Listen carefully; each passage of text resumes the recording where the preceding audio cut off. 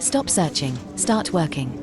The easiest way to find office space is at comparetheoffices.com. You know, when you think about your office, is it just a bunch of desks and chairs, or is it something more? Well, in a city like London, your address isn't just a spot on a map. It's a statement. It tells everyone who you are before you even get a chance to say hello. So, what does it really say? That's the big question. To figure it out, we're going to look at two completely different London offices. And believe me, this isn't about the brick and mortar. It's about two totally opposite identities. The old school, classic institution versus the cool, modern maverick. The real question is, which one are you? All right, first up, let's dive into the world of the classic. We are in Mayfair, a neighborhood that just oozes history and prestige. You know the vibe. Think old money, powerful law firms, private banks. This is where tradition isn't just respected, it's everything. Now, just listen to this. Can you imagine being able to say, oh yeah, our office? It used to be Winston Churchill's house. I mean, come on. You're not just renting an office at that point. You are literally renting a piece of history. It's an immediate signal that you're stable, you're influential, and you've got that timeless sense of class. And of course, the inside of the building backs up that image completely. Everything here is set up for a traditional way of doing business. You've got your private offices for getting work done without distractions. You've got formal meeting rooms designed to impress clients, a professional reception to greet them at the door. It's all very structured, very formal, very corporate. Okay, now let's hop on the tube and head a few stops over. We're leaving behind the quiet, buttoned-up streets of Mayfair for the buzzing, creative, slightly chaotic energy of Soho. And this is where we meet our maverick. Contemporary, vibrant, industrial. These three words pretty much say it all, don't they?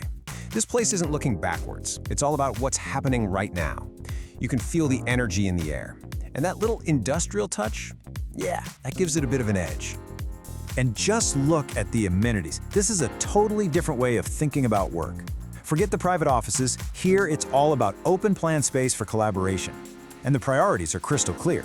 You've got cycle racks and showers for people who bike to work, and a roof terrace for grabbing a drink afterwards.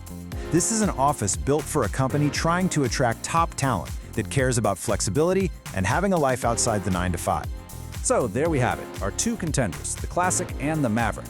Two completely different philosophies. Now it's time for the head-to-head.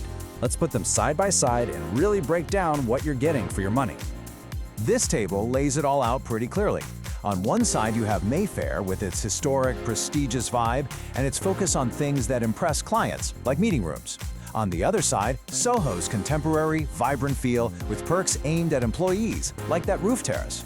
But then you look at the price. The modern Maverick in Soho is actually over £100 more per month. So why is that? So, what are you really paying for with that extra cash? It's not about getting more square footage. No, it's all about the value of the identity you're trying to project. The real question is, are you paying for prestige or are you paying for personality?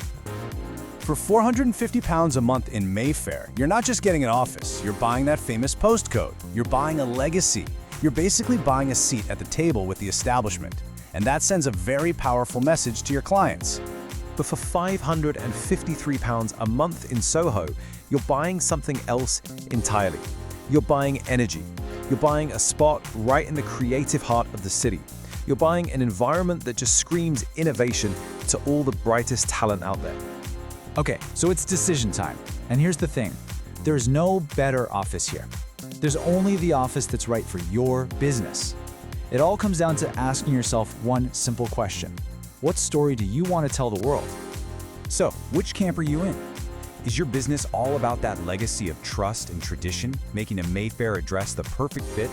Or are you about innovation, energy, and flexibility, a natural fit for the creative buzz of Soho? See, this isn't just about real estate. This is a branding decision, plain and simple. And that's really what it all boils down to. When you pick your office, you're picking your place in the grand story of business. So, what's it going to be? Are you going to be a chapter in the history books, or are you going to be the one writing what comes next?